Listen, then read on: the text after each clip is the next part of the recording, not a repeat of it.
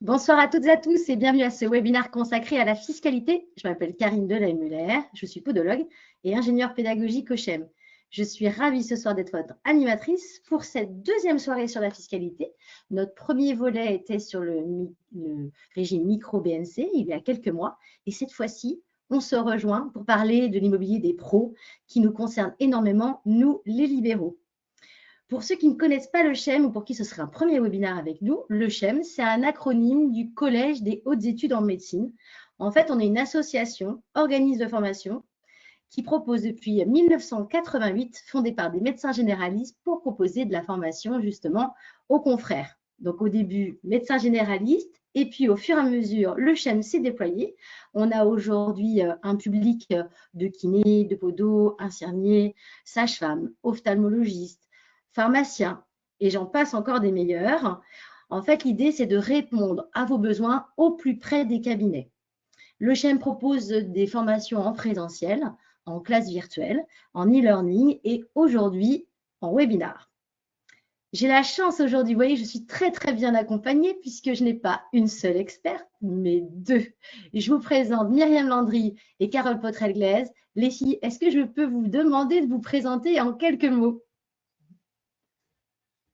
Bonjour Karine, donc je suis Myriam Landry, chef de mission au sein du cabinet comptable KPOS Conseil. Depuis 2006, donc c'est-à-dire depuis 20 ans, j'accompagne les professionnels libéraux tout au long de leur développement, de leur changement de structure, de la création jusqu'à la retraite, en passant par évidemment les investissements immobiliers dont nous allons parler aujourd'hui. Et ravie de retrouver ceux qui auraient assisté au premier webinaire. Je sais qu'il y avait eu beaucoup de questions sur l'immobilier. J'espère que ce sera l'occasion aujourd'hui d'y répondre.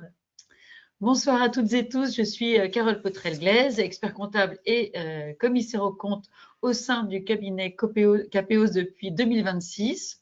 Donc peut-être depuis moins longtemps que Myriam, mais j'ai une solide expérience puisque je suis spécialisée dans l'accompagnement des professionnels libéraux médicaux depuis plus de 20 ans. J'ai accompagné beaucoup d'entre eux sur des installations, des maisons médicales, consultations. Et donc avec une approche qui est transversale puisque j'aborde les sujets juridiques, fiscaux sur l'accompagnement. Notre cabinet d'expertise comptable KPOS Conseil, il existe depuis 45 ans.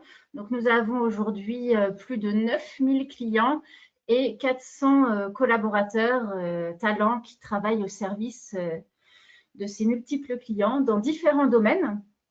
Donc, on verra aujourd'hui la comptabilité, la fiscalité, le juridique. Donc, notre thème du jour va y être le sujet, notamment des SCI, des pactes d'associés, les baux, mais on fait aussi les ressources humaines, la formation ou le commissariat aux comptes et l'audit. Géographiquement, nous sommes surtout situés en Bretagne, avec également un cabinet à Laval, Nantes et Paris. Mais avec les outils digitaux d'aujourd'hui, on peut suivre des clients dans toute la France et même, j'en ai dans les DOM. Voilà, il n'y a plus de limites. Il n'y a plus de frontières.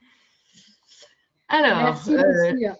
Alors, pour ceux qui ont déjà fait le volet 1 avec nous, donc vous êtes habitués, mais pour ceux pour qui c'est la première, je vous donne quelques des petits tips, des petites astuces pour que ce webinaire soit le plus interactif possible. Vous avez la possibilité, alors je vous ai déjà posté une petite information, vous avez la possibilité de poser vos questions pendant l'intégralité du webinaire. Donc, l'idée, c'est qu'en fait, pour que ce soit le plus fluide possible, et c'est vraiment sympathique parce que nos deux experts ont accepté le challenge de vous répondre en live. N'hésitez pas à poser vos questions. Si toutefois, vous voyez que certaines questions ne passent pas tout de suite, ne vous inquiétez pas, elles sont taguées, je m'en occupe et je viendrai parce que je connais bien le programme et je pourrais les placer à des moments donnés un peu plus judicieux. Pour tous ceux qui, par hasard, j'ai pas eu le temps de poser la question, on aura un petit temps à la fin également pour vraiment échanger autour de cette problématique de l'immobilier professionnel. Autre chose, vous avez la possibilité pendant cette intervention de webinaire, les filles vous ont proposé 2 séries de questions à chaque fois. Donc, on verra si vous avez bien écouté, si vous êtes prêts et si vous avez bien retenu les leçons de nos très chers professeurs en la matière. J'espère que tout le monde est bien installé. J'ai envie de vous dire, on est prêts, les filles? C'est à vous. Bon webinaire. Merci Karine. Alors, quid de l'immobilier professionnel en libéral? Nous allons essayer de répondre en 1 heure. Donc, c'est très court parce que nous allons devoir aborder beaucoup de choses. Donc, on va essayer de le faire de la façon la plus simple possible, mais également aborder des sujets sérieux. Donc, on va les illustrer afin de vous donner un maximum de clés. Allez, c'est parti. Le sujet du local professionnel, comme l'a évoqué Karine, est un sujet stratégique pour les libéraux.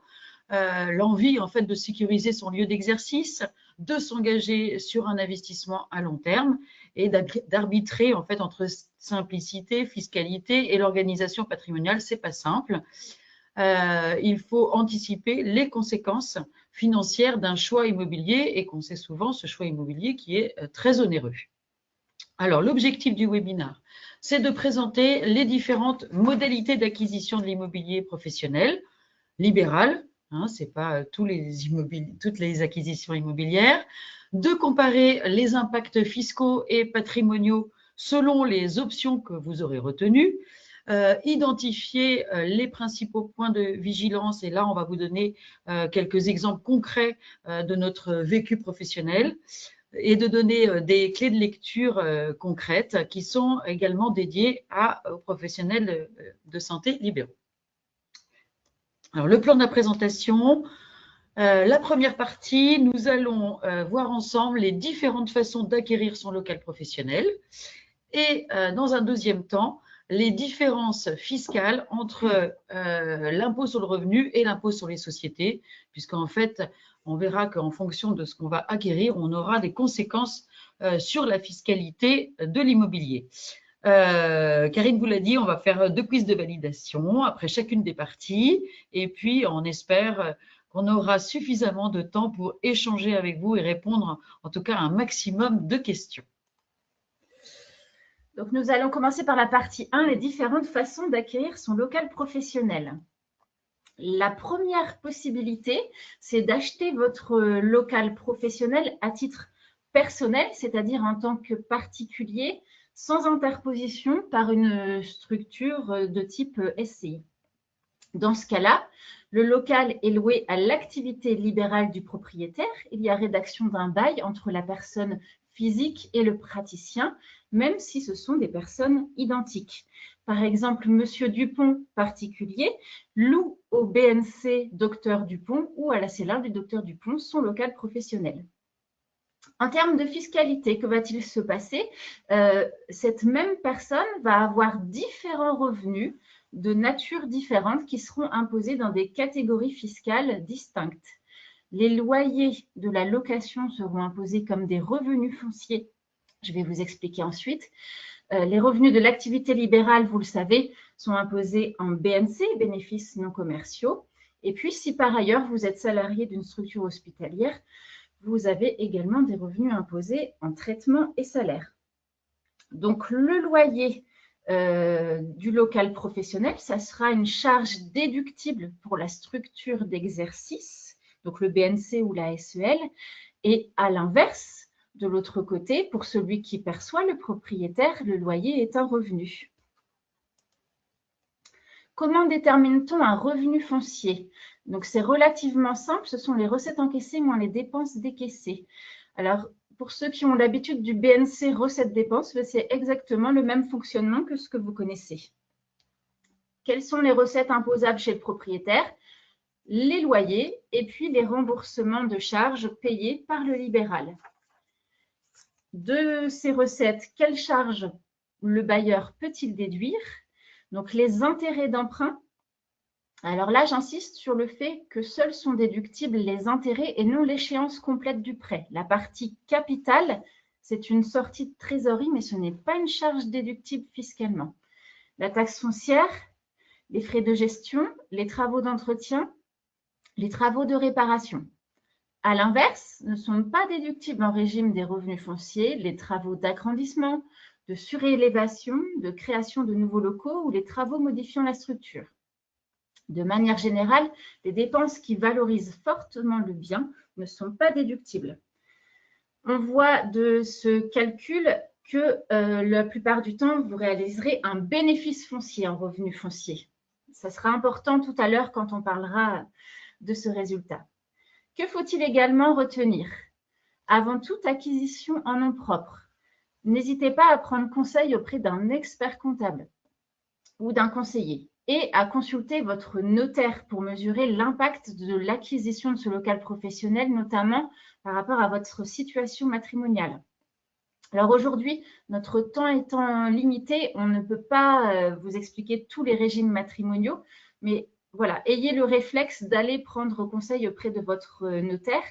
Il faut notamment que l'on soit informé de l'existence d'un don, d'un prêt familial, parce qu'il peut y avoir des conséquences très lourdes dans le cas d'une acquisition d'un bien immobilier. L'apport que vous allez faire dans le projet, l'apport financier, il devra être de préférence réalisé avec des fonds propres, c'est-à-dire des fonds personnels à la personne qui investit. À l'inverse, on va éviter un virement, par exemple, de l'apport avec le compte joint que vous avez peut-être avec votre conjoint. En effet, si c'est de l'argent commun qui est utilisé dans le projet, le conjoint pourrait revendiquer une part du local professionnel. Et sur un investissement professionnel, on recommande une séparation pour faire perdurer voilà, l'activité professionnelle, quoi qu'il puisse advenir par ailleurs.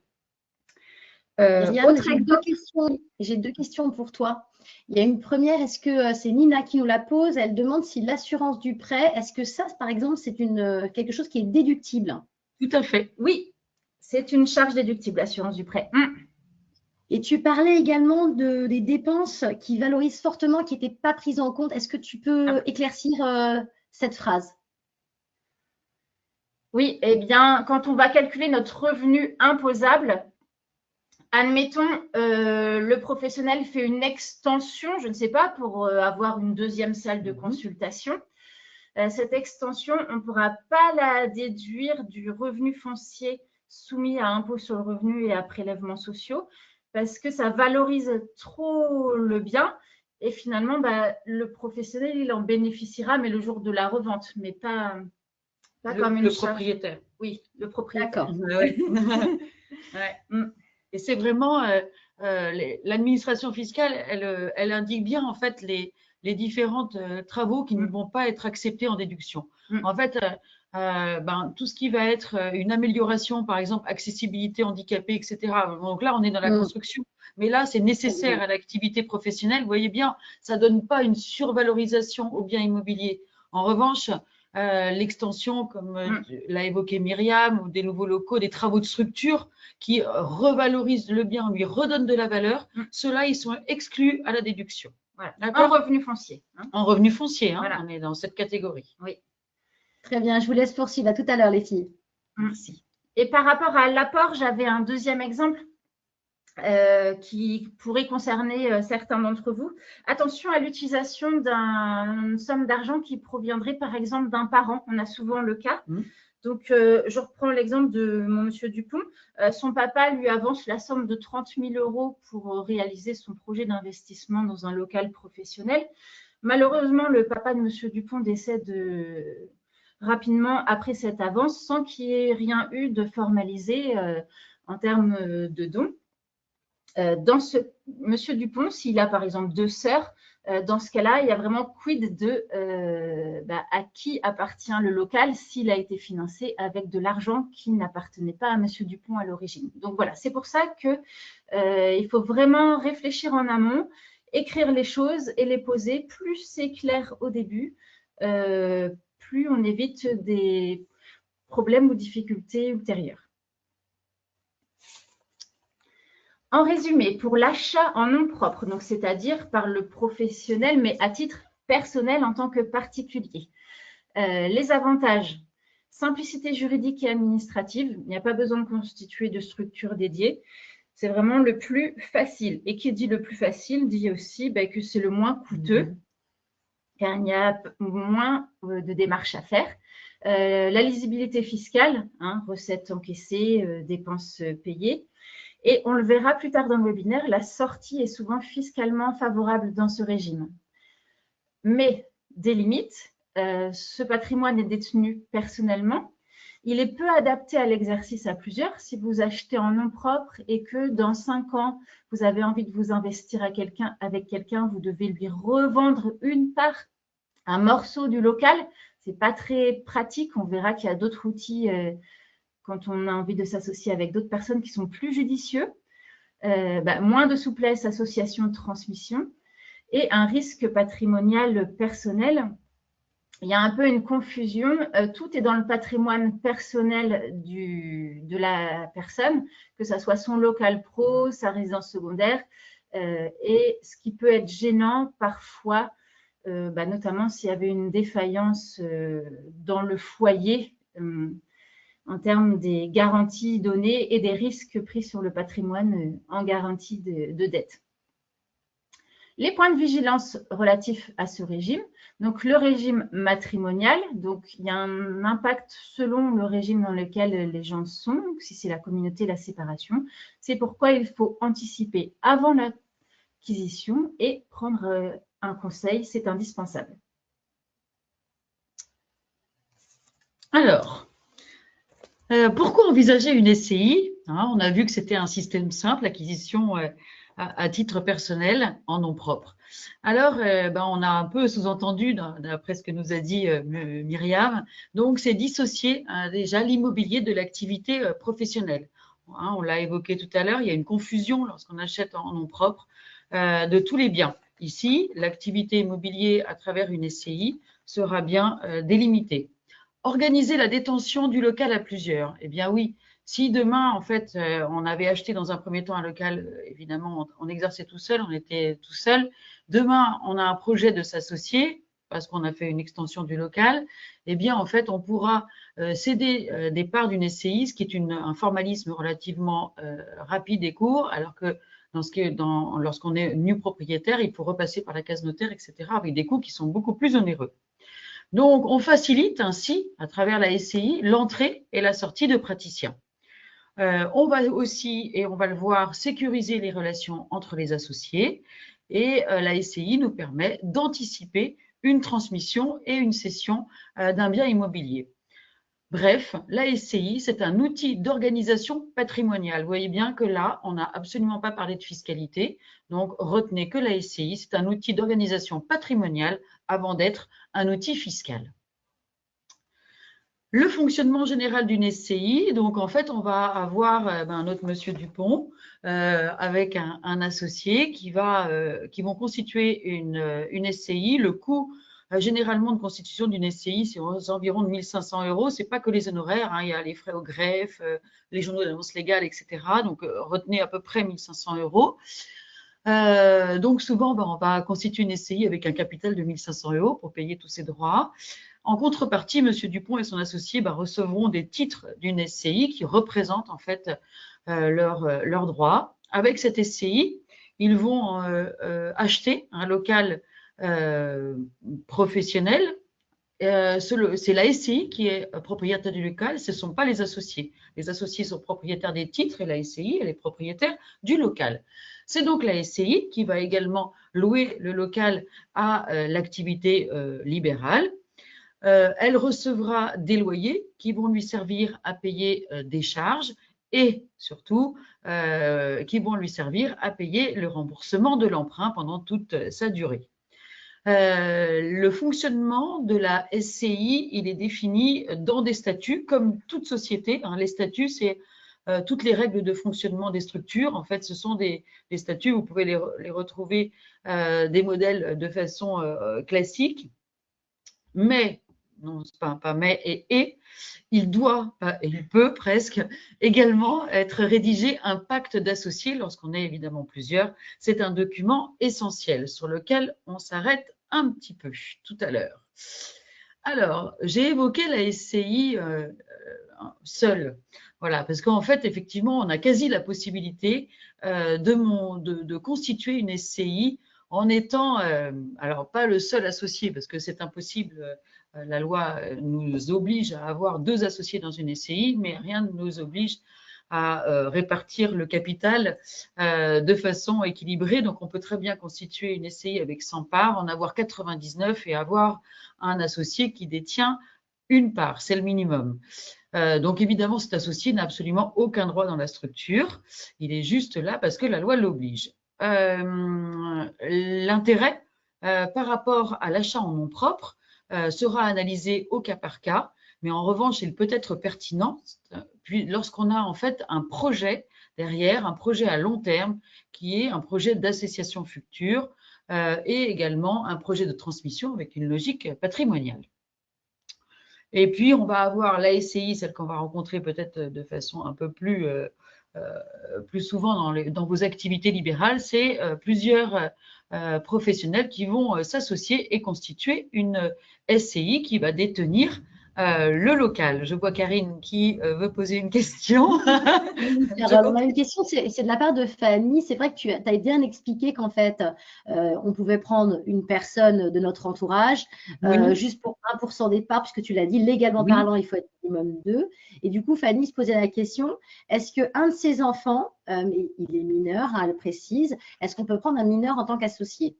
Alors, c'est une super bonne question parce que, alors j'allais dire, dans les textes, on peut, mais s'agissant d'un mineur, ça peut être alors compliqué lorsque, par exemple, on va se retrouver dans une situation, un décès. Voilà, lorsqu'on a un mineur qui est un associé dans une SCI, eh bien, en fait, on va devoir faire intervenir un juge des tutelles pour régler tous les problèmes de la succession, etc. Et tout ce qui va, tout ce qui permettra de dénouer en fait la succession sur la SCI. Donc, oui, ma réponse est oui, on peut. Mais sur un enfant mineur, c'est un peu, ça va complexifier les choses. Malheureusement, en cas de décès, vous voyez, je suis dans des cas extrêmes. Hein. Après.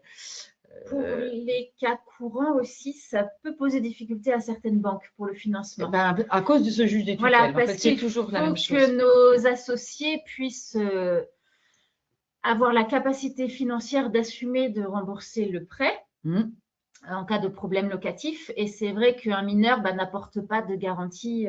Voilà, donc ça peut poser une difficulté vis-à-vis de l'obtention du prêt. Ok, je vous remercie les filles.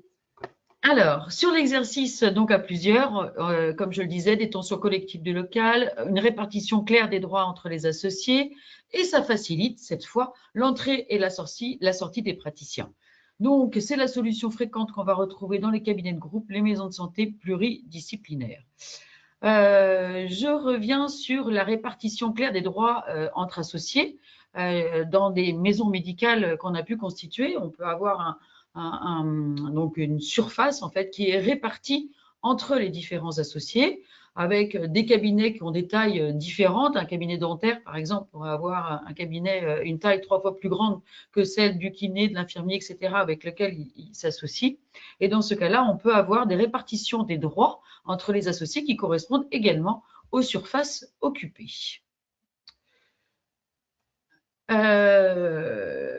Puisqu'on parle d'une association de praticiens, on attire votre attention sur un point de vigilance majeur qu'on va rencontrer et qu'il convient d'avoir anticipé, en tout cas il convient d'en avoir parlé avec ses associés, c'est le départ d'un praticien.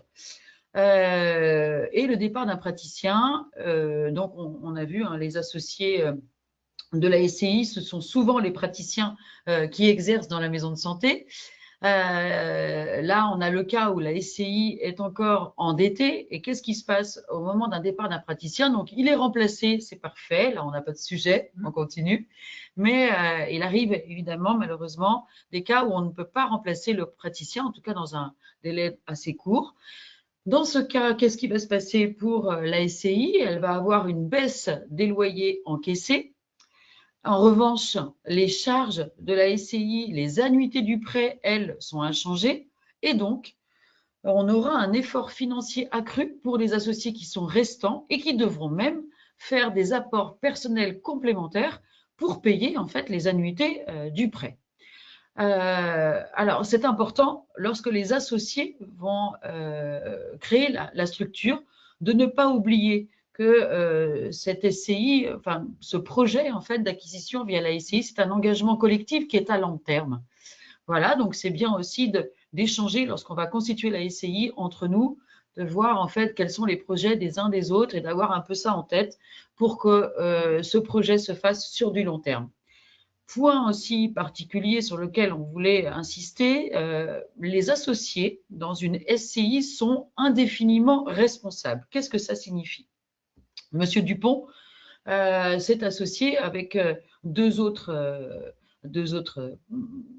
personnes et ce sont également les exerçants, vous voyez, dans la structure. Un des associés est parti, donc il se retrouve à deux. Il y a toujours le prêt dans la SCI à payer, donc on a dit des efforts à faire et chacun doit apporter au pôle dans la SCI pour pouvoir payer les échéances d'emprunt. Si un des associés, le deuxième, l'associé de M. Dupont par exemple, n'a pas la capacité financière pour apporter des fonds personnels à la SCI, eh bien en fait, indéfiniment responsable, ça veut dire que M. Dupont va devoir faire les apports pour régler en fait les sommes dues pour tous les associés, en l'occurrence les deux associés. Alors, comprenez que parfois, en fait, sur des montages qui sont très, très lourds, hein, donc des grosses structures, des investissements lourds de maisons médicales, on voit de plus en plus des SAS à objet immobilier, donc c'est une structure commerciale, comme on vous l'a dit, on ne peut pas vous parler de tout aujourd'hui, mais juste on voulait vous dire que ça existe. Voilà, il y a des SAS et la SAS, à l'inverse de la SCI, en fait, les associés ne sont pas indéfiniment responsables, ils sont juste responsables des apports qu'ils auront faits dans la société. Alors, on en parle, mais ça devrait faire l'objet, si vous voulez, d'une heure de formation. Donc, aujourd'hui, ce n'est pas possible. Mais Karine a une question. Oui, par rapport justement à ce que tu dis, j'ai Laurence du coup qui se dit, mais du coup, est-ce que c'est intéressant à plusieurs de rester en copropriété, de créer des SCI individuels, ou alors pour éviter finalement, tu vois, ces inconvénients de départ? Lorsqu'on a la possibilité effectivement d'avoir un découpage de la structure, parce que là, en fait, si on a une SCI, chaque libéral a une SCI pour son local professionnel, effectivement, on a répondu à ce problème, mais le découpage, il ne va pas forcément être dans la vraie vie. Moi, je vois une maison médicale, là j'en ai une en tête, eh bien, on a le sas d'entrée, on va avoir les zones d'accueil, on va avoir les toilettes du personnel, et on va avoir la salle de réunion, on va peut-être avoir même une salle qui va être dédiée à l'ensemble des praticiens. Et dans ces cas-là, on ne peut pas faire de découpage. Donc, en fait, on ne va pas pouvoir avoir une SCI par bureau. Voilà.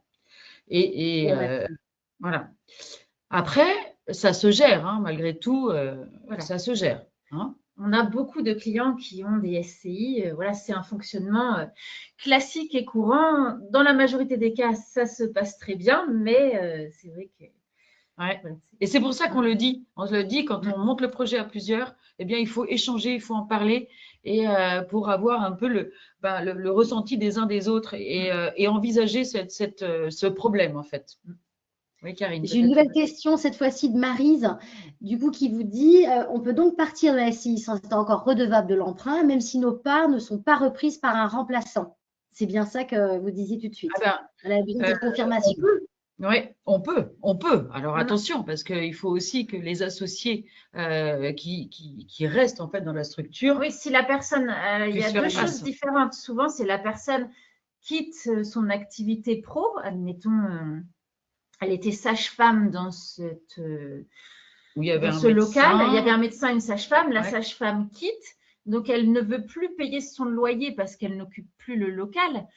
Pour autant, tant qu'elle est encore associée de la SCI, elle doit, si besoin, payer l'emprunt. Voilà. On revient avec les apports qui doivent être faits. Voilà. Mais pas en tant que loyer, mais en tant qu'associé. Associé. Voilà. Parfait. Merci pour ces explications. On vous écoute. Alors, tout à l'heure, je l'ai évoqué brièvement, mais parce que c'est un point tellement important qu'on en a fait un moment dédié. Le pacte d'associés dans une SCI, on l'écrit noir sur blanc, hein, c'est un document juridique qui va être aussi important que les statuts, voire même plus. Le pacte d'associés, c'est un document qui est réalisé par les associés lorsqu'ils se réunissent, lorsqu'ils fondent la structure. Donc, en fait, ce pacte d'associés, on va avoir dedans des modalités qui décrivent votre projet. Il doit être évidemment accepté par tous les nouveaux entrants, c'est-à-dire avant même qu'ils ne signent des statuts, on leur présente le projet, on leur dit bah voilà nous ce qu'on a signé, voilà comment on veut fonctionner demain dans notre SCI. Et donc les nouveaux associés doivent signer le pacte d'associés avant même de s'associer et de signer les statuts et de modifier les statuts. Le pacte d'associés, il a une portée très importante. Hein. S'il y a des fois des cas de non-respect des associés, on va voir le juge et en fait, les articles qui ont été signés et acceptés par tous les signataires et donc les associés viendront à s'appliquer. En tout cas, le juge les fera appliquer. Alors, quels articles? Alors, évidemment, là, on ne va pas vous faire une liste à la Prévert de tout ce qu'on peut y mettre, puisque ça va dépendre évidemment de projet de chacun. En revanche, voilà des principaux articles qu'on va retrouver.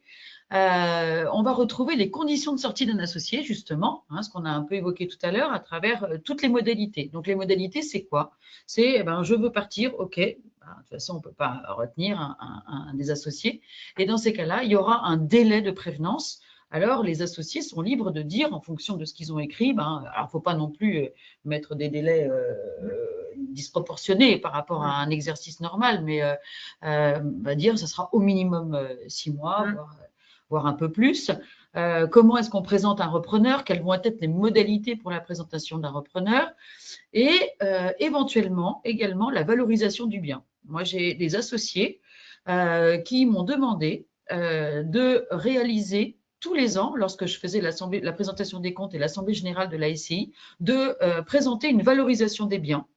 Et dans le pacte d'associés était écrit que toute sortie, dans le délai de 12 mois, vous voyez, entre chaque dépôt des comptes, eh bien, en fait, la valorisation qui avait été retenue et qui avait été validée, en fait, votée en assemblée, était applicable pendant ces 12 mois. Vous voyez, donc, pas de débat, pas de litige entre les associés, on applique. Ouais, on applique exactement les montants qui ont été et pour lesquels on s'est mis d'accord. S'il y avait eu un débat sur la valorisation, on l'a fait, mais en tout cas, il a été fait en amont. Donc, on évite les litiges. On évoque aussi par écrit, en fait, les conditions pour être propriétaire. Il pourra être écrit, par exemple, que les propriétaires de la SCI sont exclusivement les praticiens de la maison de santé que la SCI détient. Pourquoi est-ce que certains ont écrit en fait cet article? En fait, ils souhaitaient ne pas avoir demain dans les associés les professionnels libéraux retraités, voilà, ou également malheureusement leurs héritiers. Voilà, ils souhaitaient que la maison de santé soit détenue par des praticiens parce que dans leur esprit, ça favorisait l'entretien du bâtiment, les éventuelles modifications à réaliser. Ce que on peut entendre, peut-être quelqu'un qui n'est plus dans la pratique ou qui n'est plus exerçant pourrait mettre du temps en tout cas à accepter. Donc voilà, pour plus de fluidité, on avait écrit dans le pacte d'associés ce genre de clause. Voilà, donc pas de limite. Tu as peut-être une idée aussi, non? Non, ces exemples sont déjà parlants. Voilà, pas de limite, donc on vous l'a dit, sauf la loi. Autre document juridique très important. Une petite question, peut-être, Karine, je la vois. J'ai une question de Bastien, du coup, mais ça rejoint, tu vois, les dernières phrases que tu as prononcées, Carole, parce que du coup, il se disait, si je suis associée, je veux partir, j'ai trouvé quelqu'un, en fait, pour reprendre la relève, et en fait, j'ai envie de lui proposer, du coup, aussi d'entrer dans la SCI. Est-ce que j'ai besoin de l'accord? Donc, tu en parlais, parce que finalement, c'est assez contractualisé tout ça, mais on est OK qu'il faut l'accord des autres associés de la SCI pour que ce nouveau praticien, par exemple, qui prend ma relève, revienne et puisse participer à la SCI. C'est bien ça. Tout à fait, Karine. En fait, ça, c'est écrit déjà dans les statuts. Il y a déjà un mode opératoire avec c'est-à-dire en fait l'agrément du nouvel associé, etc. Mais dans le pacte d'associés, on peut écrire plus que ce qu'il y a dans les statuts. C'est-à-dire qu'en fait, là, on nous propose quelqu'un en remplacement. C'est peut-être pas le même métier. Et parfois, ça peut poser problème à ceux qui exercent dans la maison médicale. Voilà, donc par exemple, le local, c'était un local qui peut être pour toute activité, mais peut-être on peut dire, eh ben, un expert comptable ne pourra pas exercer dans le local en fait qui devient vacant. Voilà, je prends le titre, mais Bon, ça moi, peut être. j'ai eu le cas de professionnels paramédicaux où une activité médicale une activité Oui, non Non réglementée réglementé. voulait s'installer et ça posait problème à certaines personnes qu'il puisse y avoir confusion entre ce que faisaient les uns et les autres et qui ne souhaitaient pas donner leur aval sur la nouvelle activité proposée. Quand le Conseil de l'ordre ne s'en mêle pas aussi. Bon, Oui. bref. Mais là, c'est encore un autre sujet. Et j'ai une autre question, c'est Claire qui nous la pose. Est-ce que du coup, vous parliez du pacte obligatoire et elle dit, est-ce que le pacte est obligatoire ou pouvons-nous mettre toutes ces clauses dans les statuts? Entre obligatoire et puis finalement, tu vois, les petites spécialités qu'on va impacter comme ça. Très bonne question. En fait, moi, je conseille de conserver en fait les statuts dans la forme la plus classique qu'ils soient. Parce que, en fait, l'avantage de ce pacte d'associés, c'est qu'on va pouvoir le faire évoluer.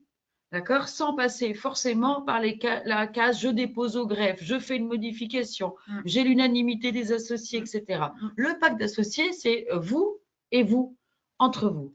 Et en fait, c'est pour ça que je vous disais, c'est presque le sens de l'association. Donc, en fait, en ayant écrit un article à un instant T, et puis 3-4 ans après, vous vous dites, par exemple, le cas que vient d'évoquer Myriam, on avait exclu certaines professions. Et là, vous êtes tous ensemble et vous dites, non, en fait, là, on n'aurait pas, faut pas écrire ça parce que on a un manque de chance. Ouais, on se limite. On réécrit on réécrit le pacte d'associés. Eh bien, on n'est pas obligé de toucher au statut. Les statuts, ils sont là, la société continue à fonctionner. Et le pacte d'associés, on l'aura tous signé, tout le monde est d'accord, et on continue. Simplicité. Voilà. Généralement, les statuts, ce sont les règles plus en dur, on dit, voilà, qui seront intangibles pendant toute la vie de la société. Mais on pourrait les écrire. Attention, oui, on pourrait. Karine, on pourrait les écrire. Mais ça demande un formalisme et un coût supérieur de changer les statuts. Voilà. S'il y a une règle qui change, mais on pourrait. Voilà. C'est juste que nous, avec la pratique qu'on en a, on ne le conseille pas.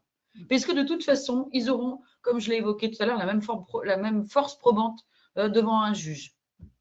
D'accord. Merci les filles. Je vous laisse continuer. Alors, le deuxième document est là, juridique, qui va être obligatoire. Pour le coup, autant le pacte d'associés, on est d'accord, on vient de le dire, c'est facultatif, mais fortement recommandé. Autant le bail, c'est un document obligatoire. Pour les professionnels libéraux, il va s'agir d'un bail professionnel. Donc, il y a d'autres bails qui sont les bails commerciaux, par exemple, pour les commerçants. Et il y a deux types de baux. Donc, le bail authentique, c'est celui qui est rédigé par un notaire et il a un pouvoir exécutoire, c'est-à-dire qu'en cas de défaillance du locataire, c'est beaucoup plus aisé et rapide d'engager des procédures judiciaires pour recouvrer le loyer. La deuxième possibilité, c'est un bail sous seing privé. Dans ce cas-là, il est rédigé par un conseil, un avocat ou votre expert comptable. Dans tous les cas, le bail doit exister, être écrit et être formalisé. Il prévoit la durée, souvent 6 ans dans un bail professionnel, comment sont réparties les charges entre le locataire et le propriétaire, qui paie quels travaux quand il y a besoin de faire des travaux. Ce bail doit être toujours rédigé pareil, avant le début de la location. C'est un document essentiel et nécessaire en cas de contrôle. Les impôts le vous demanderont d'ailleurs la première année dans le cadre d'un questionnaire sur votre local. Et dernière chose, le loyer doit être économiquement justifié et cohérent avec le marché. Dans l'état d'esprit, vous devez vous comporter, même si c'est vous, le locataire, et vous, l'associé de la SCI, comme si vous étiez des personnes distinctes. Est-ce que vous accepteriez de payer un loyer 2 fois plus cher que le marché avec un autre propriétaire, par exemple? Eh bien non. Eh bien, c'est la logique qu'il faut avoir. Il faut que le loyer soit vraiment cohérent parce que on pourrait avoir envie de déduire beaucoup de charges de son BNC et à l'inverse de récupérer beaucoup de loyers à titre personnel, mais on doit respecter la loi du marché.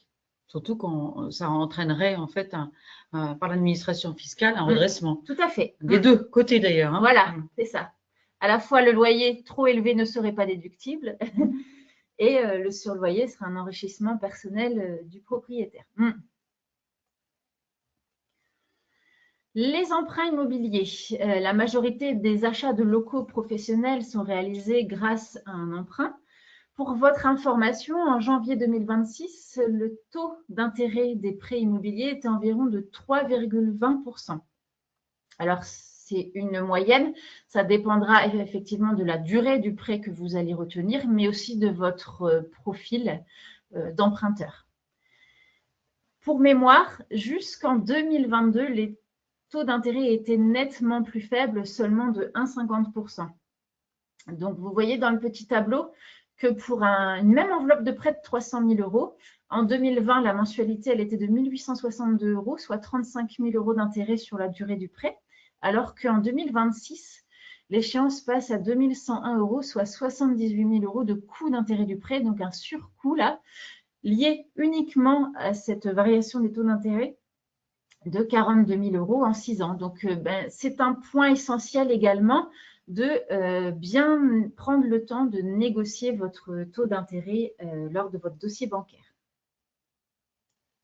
J'ai plusieurs questions pour les filles. Vous avez évoqué l'idée des loyers et c'est vrai qu'on me fait remarquer que est-ce qu'il y a un encadrement des loyers, tu vois, par exemple comme à Paris où pour les particuliers, on sait qu'il peut y avoir un encadrement des loyers. Est-ce que ça existe? Non, on est sur du professionnel, hein, on n'est pas sur de l'habitation. Hein, donc, on n'est pas sur les lois, effectivement, qui prévoient des encadrements de loyer. Là, on n'est pas concerné. Hein, la seule restriction, c'est celle qu'a évoquée Myriam, c'est justifier en fait un prix de marché, parce qu'il y a quand même des prix, on est capable. Ah, exactement. D'ailleurs, les notaires, enfin, on a les loyers moyens peuvent les donner dans une zone, voilà. Et c'est pas en fait. C'est pas le montant du remboursement d'emprunt. C'est pour ça que c'est un peu lié les deux diapos. C'est pas le montant du remboursement d'emprunt qui doit. Voilà. Si on a payé très cher un local, voilà, c'est le cas, autant vous le dire, et que du coup on imagine en fait un loyer très élevé pour pouvoir payer ce local. Eh bien, on peut se retrouver dans la situation qu'a décrite Myriam, je ne reviens pas dessus. Et parce qu'en fait, si ça arrive, ce qu'il faut, c'est apporter de l'argent à titre personnel pour qu'il n'y ait pas un surloyer, en fait. Parfait. J'ai une question aussi également, c'est Pauline qui nous la pose par rapport aux emprunts. Cette dernière séquence que tu as évoquée, Myriam, la question c'était sur combien d'années, on parle souvent de 15 ans, et en fait, elle sait que une collègue a réussi à avoir un emprunt professionnel sur 20 ans. Qu'est-ce que vous en pensez, vous, au quotidien par rapport à vos conseils, justement, à vos clients qui sont libéraux, comme aujourd'hui, nous tous, participants, à vous écouter? Jusqu'à peu, on finançait vraiment quasiment tout le temps sur 15 ans. Et le problème est que du fait de l'augmentation des taux d'intérêt, le coût et la mensualité augmentent. Et c'est pour ça qu'on va vers un rallongement des durées de prêt pour que ça passe financièrement. Avec le même apport. Est-ce que, du coup, on le sait en tant que personnel parce qu'on sait qu'on peut renégocier nos prêts, on est OK que les pros peuvent renégocier aussi tout au long de la vie de leur crédit professionnel si le taux venait à être plus performant? Est-ce que c'est possible ça? Oui, tout à fait. On peut renégocier son prêt professionnel. Donc, il va y avoir deux possibilités. La plus simple, c'est quand dans le contrat de prêt, on a la possibilité de moduler les échéances, donc de les rallonger, évidemment, dans le sens de ce qu'on est en train de se dire. Donc ça, c'est écrit. Et là, c'est un formalisme. Alors, c'est ultra simple. Hein. On passe un coup de fil au banquier. On lui dit, voilà, dans mon prêt, j'ai la possibilité de moduler. Donc, merci de moduler le prêt. Et voilà, c'est fait en immédiat. C'est déjà prévu, c'est contractuel. Bon, ça, c'est facile. Le deuxième, ça va être un peu plus compliqué. Ça va être là, peut-être de faire racheter le prêt restant dû par une autre banque, hein, et de contracter un nouvel emprunt un peu plus long. Et là, il va y avoir un premier point de vigilance important qui est celui des indemnités de remboursement par anticipation qui sont dans vos contrats de prêt.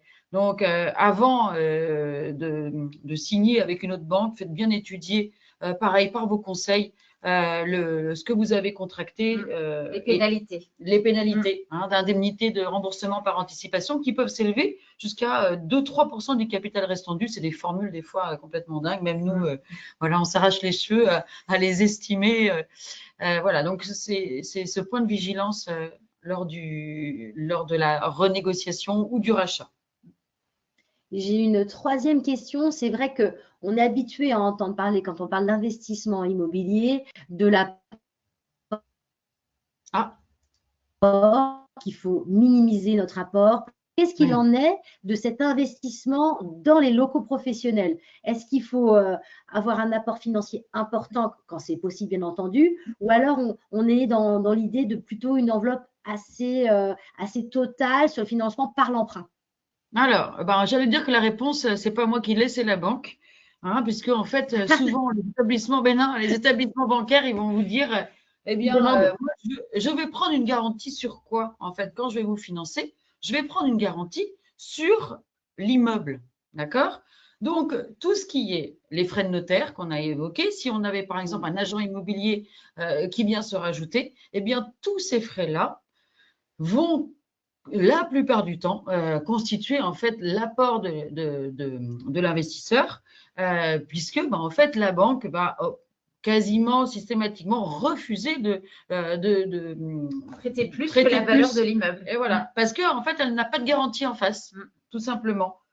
Voilà. Alors évidemment, nous dans les conseils, on dit toujours, on va essayer de tirer au maximum, garder vos apports pour une acquisition de résidence principale, parce que j'allais dire que il faut mieux avoir un tout petit peu plus en emprunt immobilier pro parce que on va déduire les intérêts, etc. Mais voilà, c'est en fait celle qui va dire stop, c'est la banque. Oui, son exigence pour accepter le dossier. Merci les filles. Eh bien, à nous de vous poser des questions. Voilà, chacun son tour. Pour vérifier si on a été pédagogue et si tout le monde a compris, on vous propose la première question. Alors, je lance cette première question. Voilà, la question est, les loyers en nom propre sont imposés. On vous fait 4 propositions. Donc, Carole et Myriam vous proposent en BNC, en BIC, en revenu foncier, non imposable. On vous laisse jouer une petite minute, une grande minute, pour que vous soyez le plus grand nombre à participer.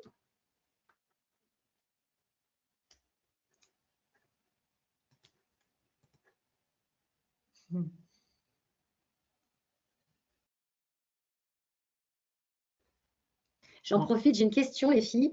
Est-ce qu'une SCI familiale est considérée comme un emprunt professionnel? Je pense que la question est peut-être mal tournée, mais l'idée c'est, est-ce que je peux faire une SCI familiale pour finalement financer mon local professionnel? Oui. C'est comme ça que je l'entends, Nina. Oui. Tout à fait. Les associés sont vraiment au choix. Souvent, ce sont les professionnels exerçants parce que c'est un projet commun, mais ça pourrait tout à fait être un professionnel et les membres de sa famille. J'ai une autre question. Est-ce que la déduction des intérêts est limitée dans le temps ou jusqu'à la fin du crédit? Jusqu'à la fin du crédit. Tout le temps déductible avec l'assurance, comme on l'a évoqué en début de présentation. Pour revenir sur la... Pardon. Vas-y, finis ta phrase, Carole. Non, ce que je voulais dire, c'est que pour revenir sur la SCI familiale, en fait, on est dans le cas typique d'un professionnel libéral qui va vouloir s'installer tout seul. C'était le cas, vous voyez, quand on avait présenté, on avait 2 volets, la SCI en individuel et la SCI à plusieurs. Donc, dans la SCI en individuel, on peut envisager tout à fait que la détention en fait, des titres soit, que les associés soient les conjoints, enfants ou enfants ultérieurement avec la donation des titres, etc.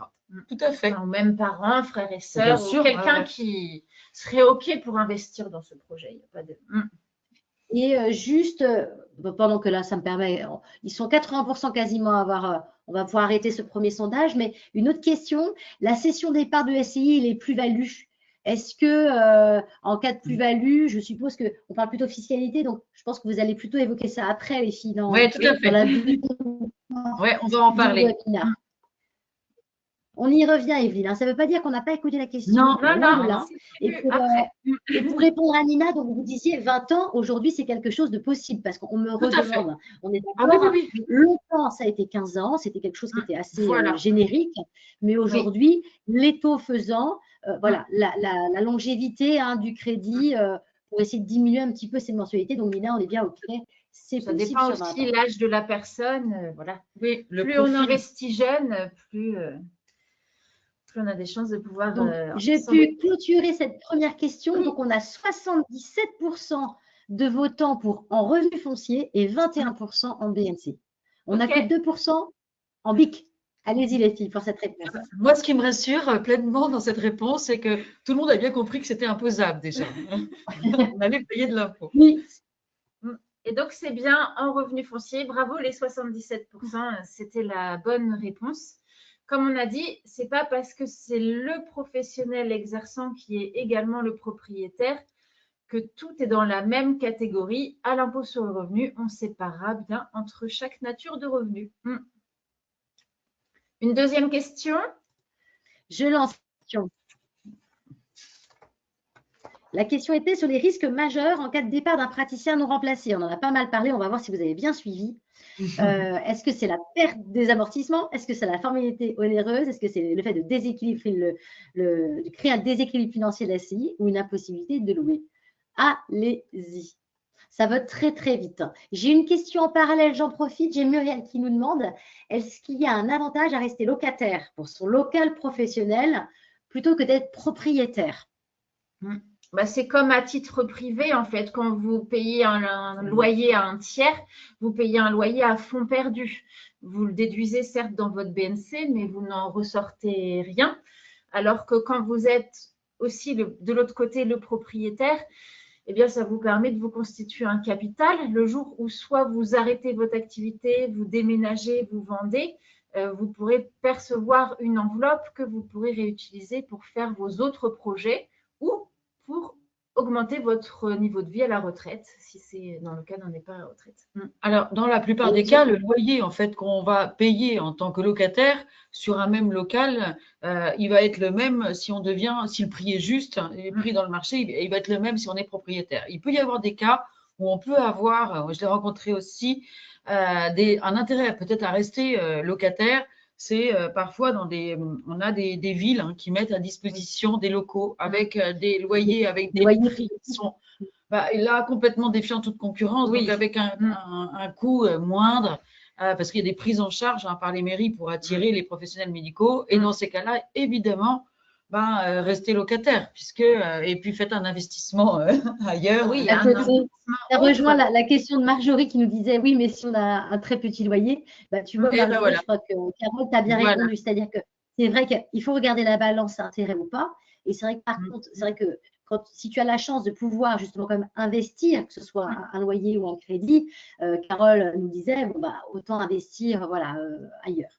La réponse à ce sondage, elle est merveilleuse, les filles. Elle est merveilleuse. Voilà.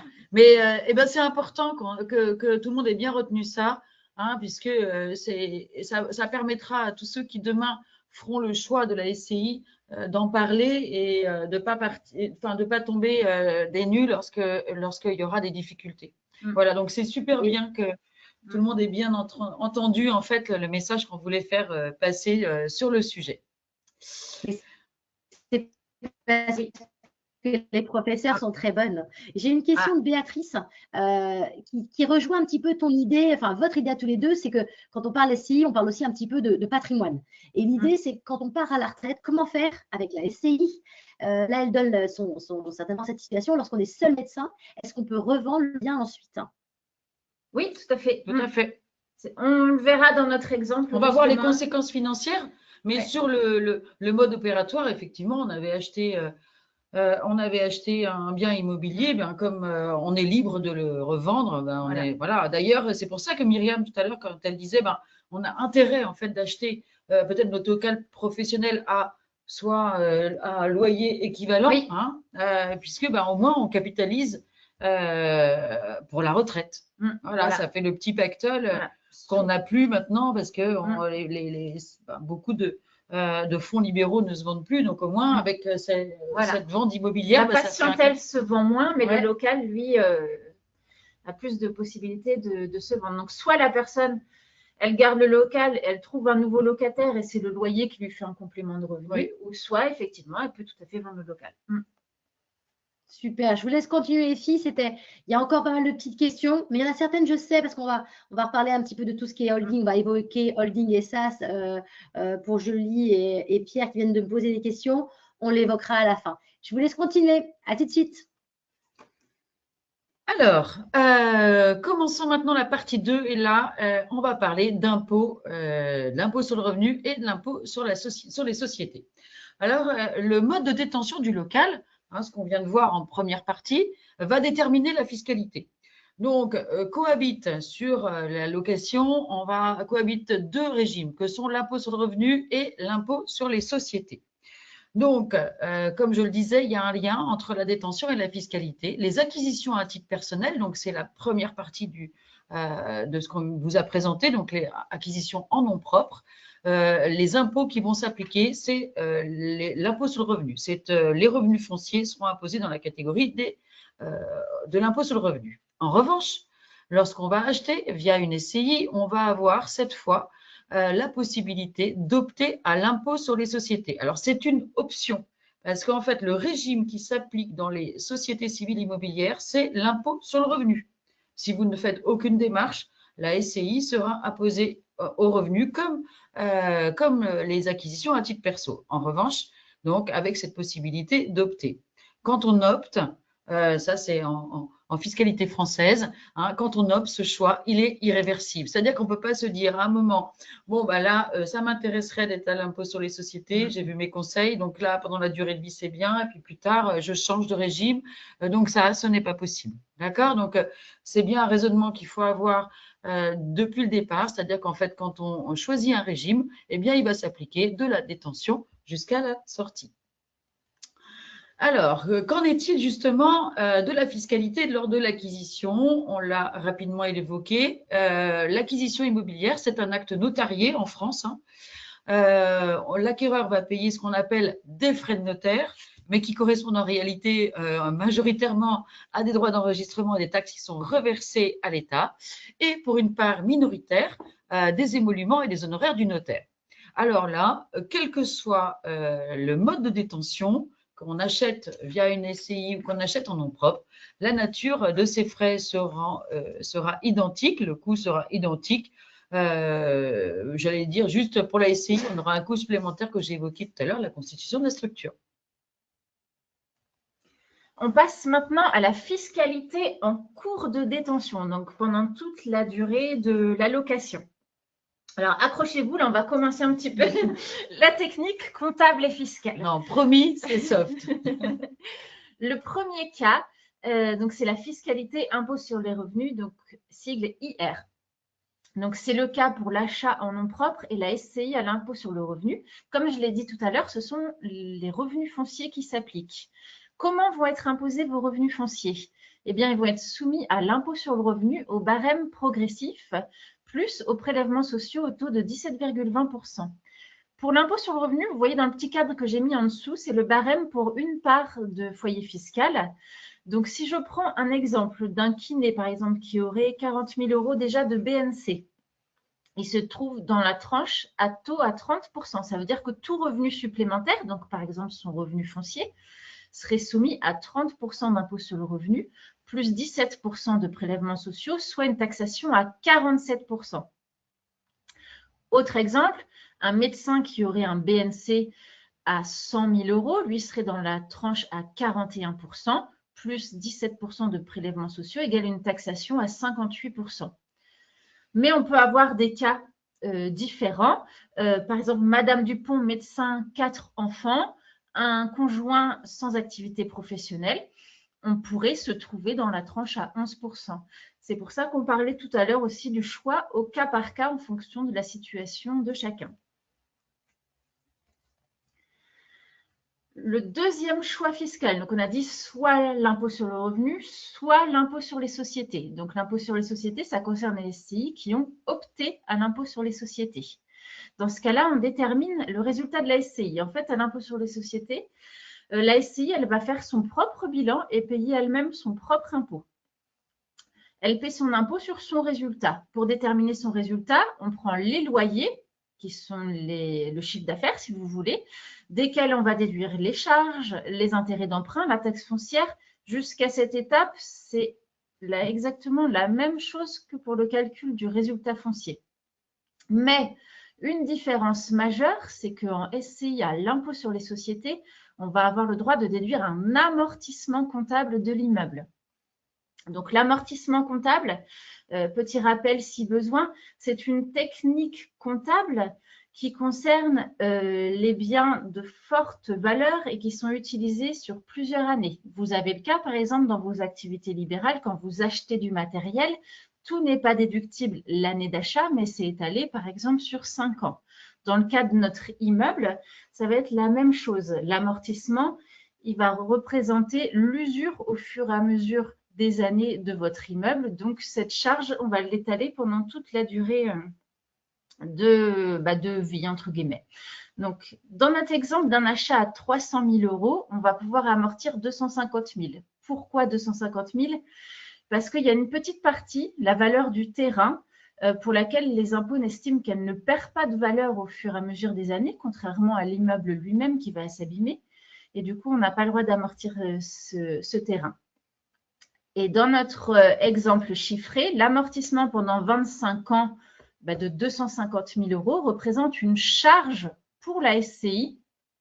Donc, c'est une charge comptable, mais que vous ne décaissez pas, de 10 000 € par an. Sur notre résultat de la SCI, elle va payer de l'impôt sur les sociétés. Au taux de combien? 15% jusqu'à 42 500 €. Donc, c'est souvent la tranche dans laquelle on est pendant la période de location. Et puis, 25% pour tout ce qui va dépasser ces 42 500 €. En conclusion, dans la SCI régime IS, la fiscalité est souvent très faible pendant la durée d'amortissement. Et on va le voir ici avec notre même exemple chiffré qui va nous comparer l'achat en nom propre avec la SCI. Donc, toujours notre bien à 300 000. On a un loyer annuel de 24 000 €. On voit dans l'achat en nom propre qu'on déduit 6 000 € de charges, 9 000 € d'intérêt d'emprunt, ce qui va générer un résultat foncier de 9 000 €, pardon. Ce résultat foncier, on va lui appliquer, comme on a dit tout à l'heure, l'impôt sur le revenu. Là, on a pris l'exemple de 30% de taux marginal, plus les 17% de prélèvements sociaux. Donc, ça va coûter 4 248 € d'impôt sur le revenu en plus par an à notre personne. À l'inverse, dans la SCI à l'impôt sur les sociétés, le début du raisonnement est le même, mais du fait qu'on va avoir le droit de déduire 10 000 € d'amortissement, finalement, notre SCI à l'IS, elle va dégager une perte fiscale.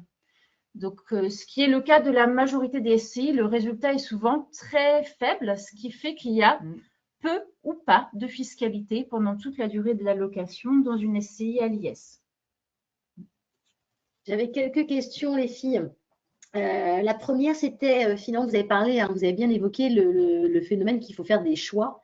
Et du coup, notre participante, elle se pose la question, parce que du coup, le choix, c'est le choix de la SCI et non plus le choix pour chacun, finalement, des praticiens de la SCI. C'est un choix un peu collectif par rapport à la fiscalité de cette SCI, on est d'accord? Ah oui, on est d'accord. Oui.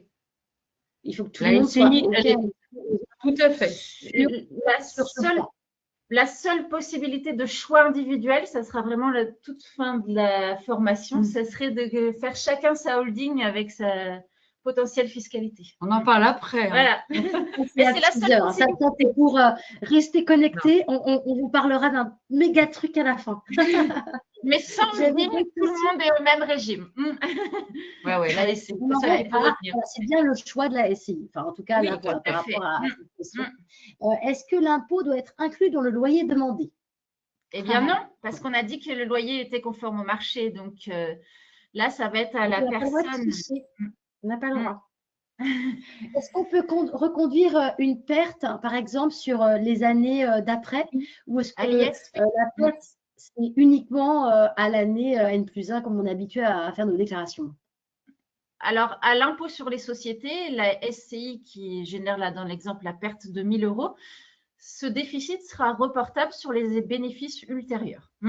Et à l'impôt sur le revenu, en fait, quand on a un déficit foncier, donc c'est les règles qui peuvent s'appliquer si vous avez des biens autres. Donc, on peut imputer, vous savez, jusqu'à 10 000 € sur les revenus. Que ce soit en fait un local professionnel ou que ce soit un appartement locatif, Oui. ce sont les règles du foncier qui s'appliquent, hein. Donc, on n'aura pas les bénéfices de mesures éventuelles de majoration où on n'a pas non plus les contraintes, comme on l'a dit tout à l'heure, sur le montant des loyers. Mais en revanche, ce sont les mêmes règles qui s'appliquent. Et j'ai une question aussi de Sophie pour finir cette petite aparté. Est-ce qu'il faut que la SCI soit en déficit tout du long de la location, en fait? Alors, je pense que vous allez répondre certainement par rapport à l'emprunt, mais je vous laisse voir. En fait, il ne faut pas qu'elle le soit. J'allais dire que dans la plupart du temps, la SCI, elle est globalement, le résultat est proche de zéro. Parce que si elle fait vraiment du déficit, c'est qu'elle aura du mal à payer tout ce qu'elle a à payer, donc c'est les associés qui devront apporter. C'est pas forcément ce qui est. Le jour où, en fait, la SCI, elle fera du résultat au bout de 25 ans dans la SCI à l'IS. Là, si on enlève les 10 000 € de l'amortissement, donc on a du coup, si on prend les mêmes loyers, charges, etc., intérêts, on n'aura plus d'intérêt. Donc, vous voyez, on a 24 au moins les 6, on a 18 000 € de résultat. Et là, on paiera de l'impôt sur les sociétés. Mais ça, c'est quand on a remboursé les emprunts. Donc, quelque part, on n'a plus l'annuité à payer. Donc, on a les sous, on a l'argent dans la structure pour payer l'impôt. Après avoir reporté les déficits antérieurs. Je vous laisse continuer de poursuivre les filles. Merci. Oui, donc là, ce petit tableau, il récapitule. On a vu la page précédente, c'était en termes de résultats. Là, on parle en termes de trésorerie. Donc, on voit qu'avec toujours notre même investissement, nos 24 000 € de loyer, moins 6 000 de charges, moins 18 000 de échéance de prêt, ça nous donne qu'on n'a pas de trésorerie justement dégagée par l'investissement dans aucune des deux hypothèses. Par contre, en nom propre, on va avoir l'impôt sur le revenu à assumer à titre personnel. Donc, il faudrait être en mesure de payer ces 4 248 € supplémentaires d'impôt par an. Alors que pourquoi un certain nombre de personnes choisissent la SCI à l'IS, c'est que c'est un fonctionnement qui a une trésorerie équilibrée, c'est-à-dire que en tant que personne, vous n'avez pas d'effort financier à faire pendant la durée de location. Ouais, parce que là, les 4 248 €, il faut que vous les apportiez sur vos revenus du travail, etc. Voilà. Donc, la fiscalité IS, là, est attractive pendant la durée de la location, mais on va voir. Voilà. Donc voilà, à l'IS, aucun effort de trésorerie et en revanche, à l'impôt sur le revenu, de l'impôt sur le revenu pendant toute la durée de détention. Donc, alors, la fiscalité lors de la vente. Ah, pardon, Karine, une question?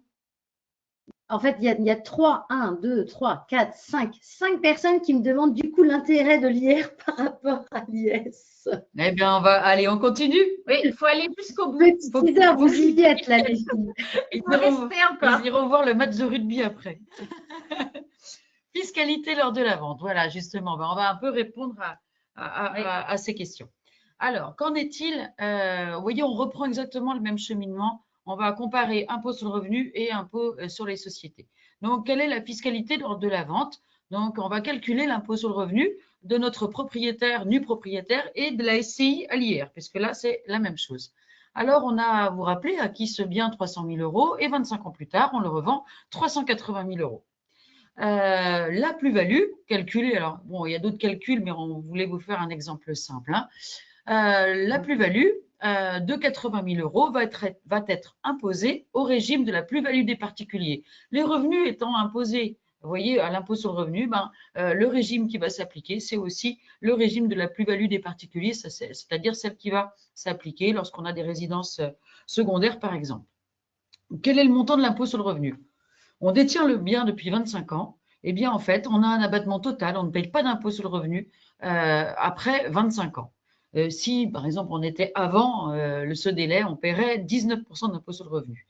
Les prélèvements sociaux vont s'élever à 6 192 €.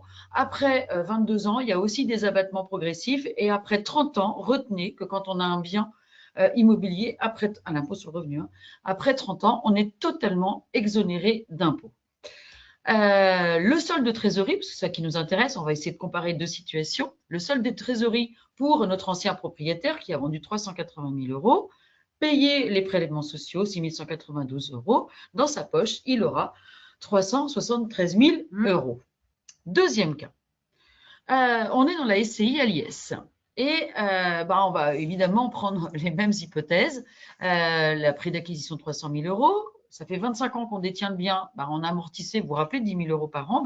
Amortissement cumulé 250 000 €. La valeur du bien, puisqu'on a pratiqué des amortissements pendant 25 ans, du bien dans ma comptabilité, là, dans mon bilan, du bien immobilier, c'est 50 000 €.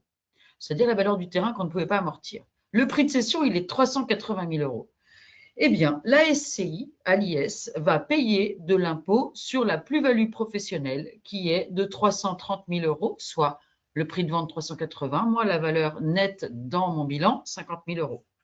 L'impôt sur les sociétés, Myriam nous l'a dit tout à l'heure, jusqu'à 42 500, c'est 15%, donc 6 300 €. Et au-delà, donc pour les 287 000 €, c'est 25%, 71 875 €. Et là, ma SCI va donc faire un chèque à l'État de 78 250 €. Il lui reste en trésorerie, dans la structure, 300 000 €. Et là, la société à l'IS, elle existe, elle est autonome, hein. Elle a payé son impôt, là, elle vient de payer sa plus-value, elle est totalement autonome. Et c'est son argent. Voilà, c'est son argent. C'est pas celui des associés. Oui. Et donc, la trésorerie qui est dans cette SCI, elle va tout à fait pouvoir l'utiliser pour acheter un autre bien immobilier ou après avoir payé ses plus-values, on était deux associés professionnels, on a cessé notre activité ensemble, on a vendu à d'autres propriétaires. La trésorerie qui est dans la structure, mes deux associés professionnels, ils vont dire moi, je n'ai pas envie de racheter un bien. Moi, il y en a un qui va dire, moi, je veux aller acheter une résidence secondaire. L'autre qui va dire, moi, je veux faire un investissement. Donc, qu'est-ce qui va devoir se passer? On va devoir liquider, dans notre cas précis, là, la société. Vous voyez, on va aller jusqu'au bout, à l'extrême, pour vraiment comparer, en fait, deux situations quasi identiques.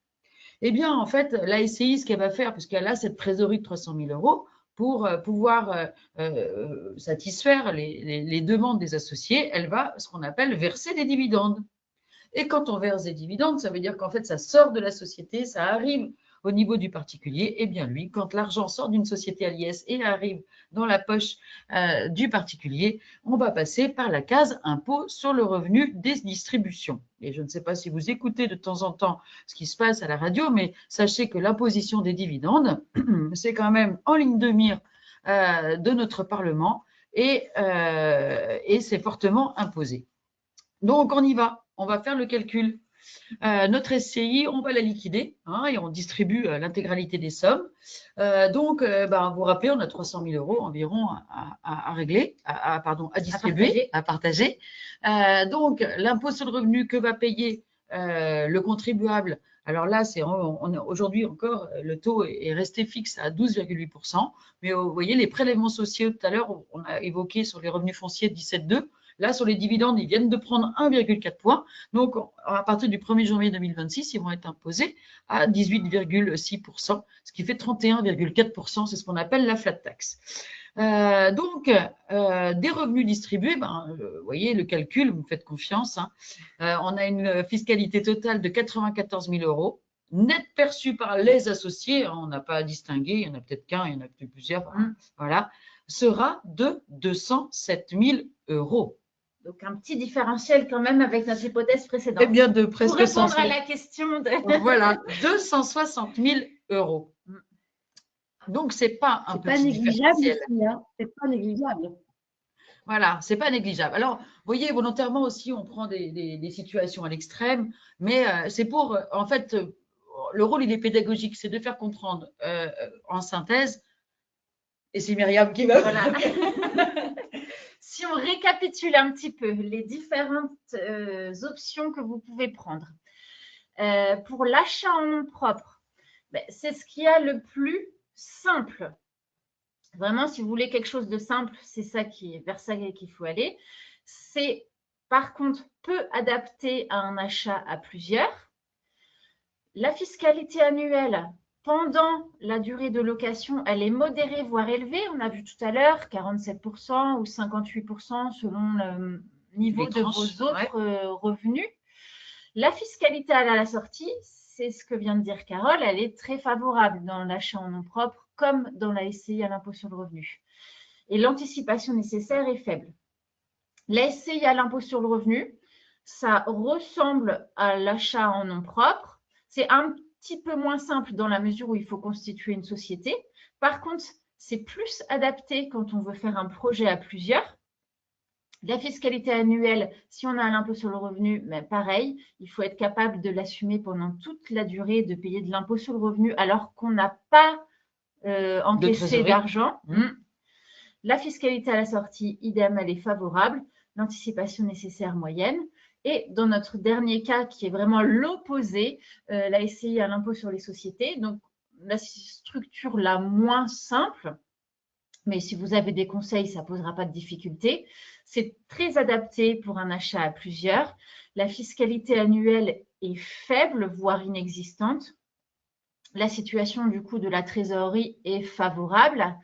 Par contre, l'inconvénient majeur, c'est la fiscalité à la sortie qui va être très élevée et une anticipation justement nécessaire. Donc, quelles erreurs fréquentes ne pas faire? Il ne faut pas choisir justement uniquement sur la fiscalité court terme. Parce que comme on l'a dit, une fois qu'on est engagé dans le projet, qu'on est passé chez le notaire sous une forme d'une structure et avec des options fiscales, on ne peut pas revenir en arrière. On ne crée pas une SCI par principe. Si on est tout seul et qu'on a envie d'acheter juste son local ou une cellule uniquement pour soi, est-ce que c'est indispensable ou intéressant de créer une SCI? C'est une question à se poser. Et surtout, il faut anticiper.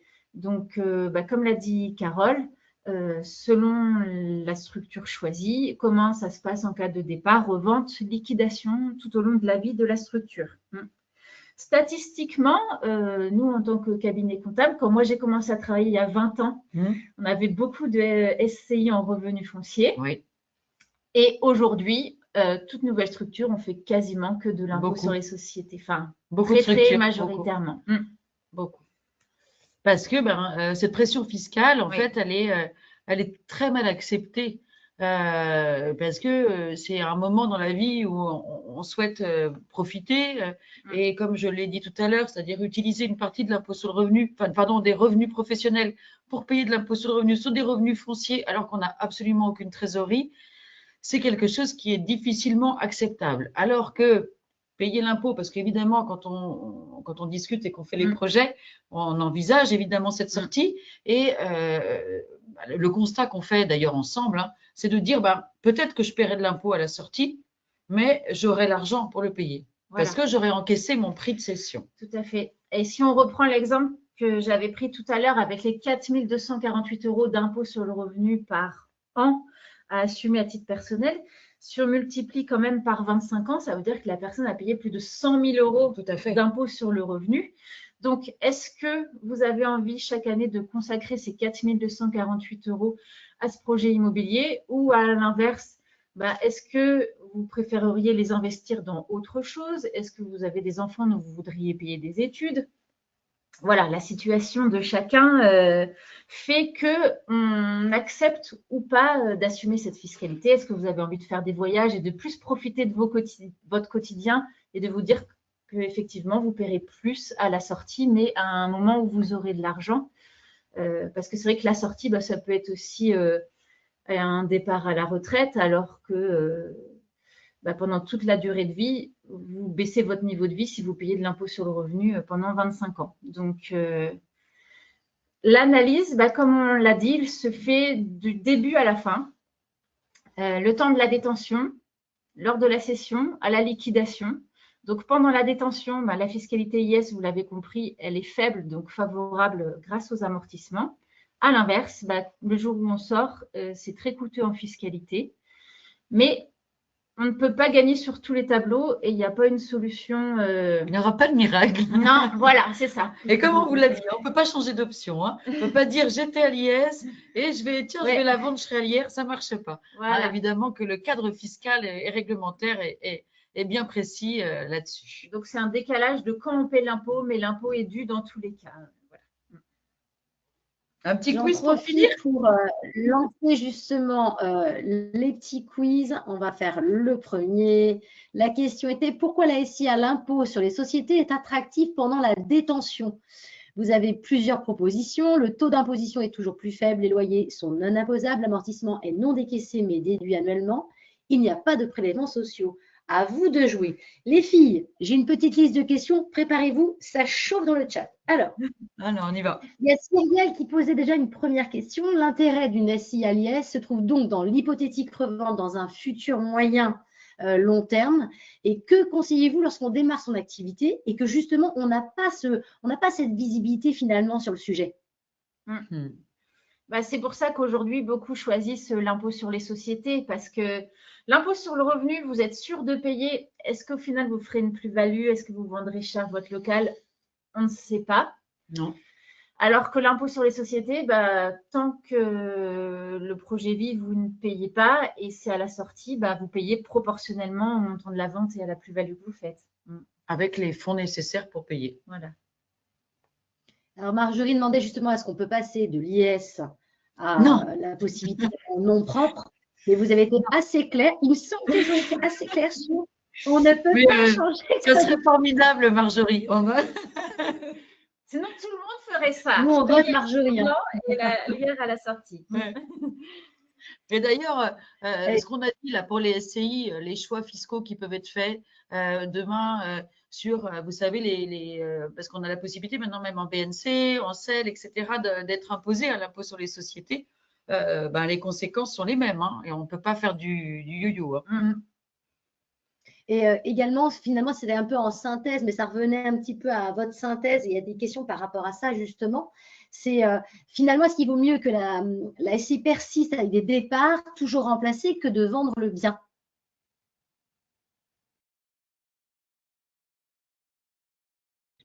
Oui, si un locataire est trouvé, il faut mieux que la SCI continue. Oui, oui. Vous continuez à capitaliser. Le but, c'est pas de dissoudre la SCI, en fait. C'était ça. Enfin, la question, tu vois, c'était plus. Le matraquage, la dissolution de la SCI, si c'est la question qui est posée.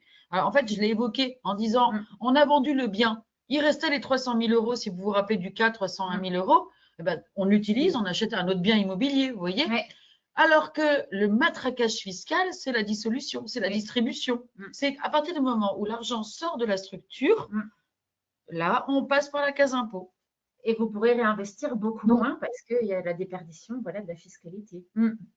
Là, tu vois, ça rejoint en fait, tu viens de répondre à la question de Julie. Dans le cas où on revend nos parts de SCI lorsqu'elle est à l'IS, sans revendre du local, finalement, est-ce qu'il y a aussi la flat tax sur le prix des parts que l'on reçoit? Est-ce que, tu vois, elles vont être imposées justement, forcément, sur cette plus-value finalement? Les SCI à l'IS, lorsque demain, parce que là, on était, nous, sur l'acquisition d'un bien, on était dans la première étape. La deuxième, c'est on vend des parts de SCI.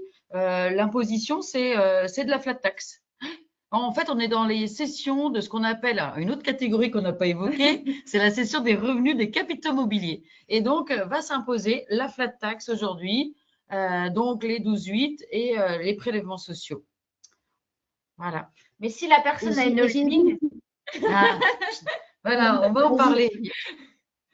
Ça, tu vas y venir après. J'ai Evelyne qui nous demande, et du coup, si on a des nouveaux associés dans la SCI, qu'est-ce qui se passe de la durée pour la fiscalité des plus-values? Dans la durée, en fait, comment ça se passe? C'est l'achat du bien qui compte, peu importe. Voilà. En fait, c'est une excellente question. En fait, quand on a une SCI qui est constituée, il y a quelqu'un qui part. La valorisation de la SCI, je vous avais dit, moi, par exemple, dans un pacte d'associés, on m'avait demandé de valoriser la structure et la SCI. Vous vous rappelez, je vous en ai parlé de ça dans le pacte. Eh bien, en fait, dans la valorisation de la SCI, j'intégrais la plus-value en cas de cession. C'est-à-dire qu'on avait dit, par exemple, moi, mon bien, il valait 300 000 euros, je le valorisais à 400, donc il y avait une plus-value latente, là, calculée, fictive, parce que voilà, le bien n'était pas vendu, c'était que les parts. Eh bien, en fait, je calculais l'impôt pour calculer ma SCI, c'est-à-dire que je l'avais déjà intégré. Donc, on le fait, ça. Et c'est la personne entrante, le nouvel associé, qui, dans son prix d'acquisition, intègre voilà. une plus-value qui paierait. Voilà. Voilà, si le bien valait 400 demain. Pour les associés qui restent, eux, ça ne change rien. S'ils sont en revenu foncier, la durée de détention, c'est à partir de la date d'acquisition de l'immeuble. Du coup, pour revenir à nos participants par rapport à cette question que vous leur avez posée, alors là, on a vu que c'est quand même 50-50. 44% pour le taux d'imposition est toujours faible, 8% sur les loyers, 48% sur l'amortissement et non décaissé, mais déduit annuellement. Alors, du coup, les filles, il faut nous répondre à tout ça. Nous, on partait sur la C, l'amortissement est non décaissé et déduit annuellement en charge, mais il est vrai que la A, le taux d'impôt de la SCI, on accepte. Voilà, c'est pas faux. C'est pas faux. Voilà. Elles sont gentilles avec vous. Ouais, on est gentil, ouais. Parce qu'il y avait le cas du médecin qui avait 4 enfants. Hein. Question 2. Question numéro 2. Quand même, franchement, vous êtes très, très bons. Hein. Donc, c'est chouette. La dernière question de ce webinaire. Les sommes distribuées aux associés par la SCI à l'IS sont imposées comme revenus fonciers, BNC, dividendes, plus-value des particuliers. Je vous laisse jouer. J'ai une petite question pour Amélie. D'Amélie, pardon. Comment considérer la valeur de son bien s'il ne s'agit pas d'un achat, mais d'une construction? Valeur de marché. On a en fait la possibilité, souvent nous on le fait, on passe dans ces cas-là parce qu'on est expert comptable, hein, donc comme tout le monde, quand on a besoin d'avoir une vraie réponse, on va aller voir les pros. Hein, et donc on va passer soit par notaire, agent immobilier, etc. Et c'est vrai que c'est pas le prix de la construction hein, qu'on va retenir comme valeur. Par exemple, on a acheté un bien et puis quelques années après, d'ailleurs, on l'affecte à son activité professionnelle, donc on fait faire une valorisation. On fait faire une valorisation par des professionnels. Et en fait, on a des…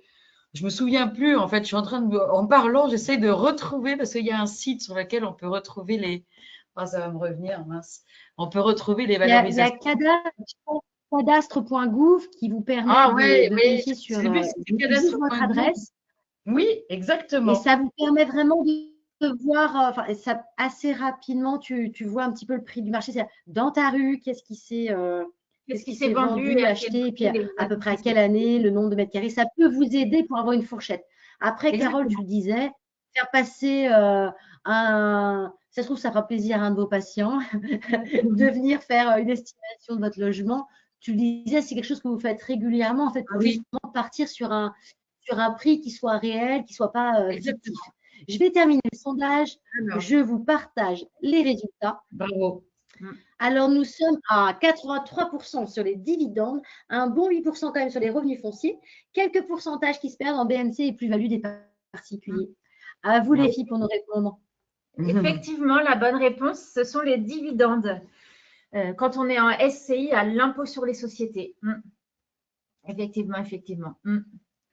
Donc, j'ai une dernière question, si c'est possible, à où vous finissiez, les filles. Oui. Antoine me demande, la durée d'exonération sur la plus-value est-elle identique entre un bien acquis personnellement et un bien acquis via une SCI? Oui, si on est en impôt sur le revenu, oui. Oui, en fait, également. C'est le régime des particuliers qui s'applique.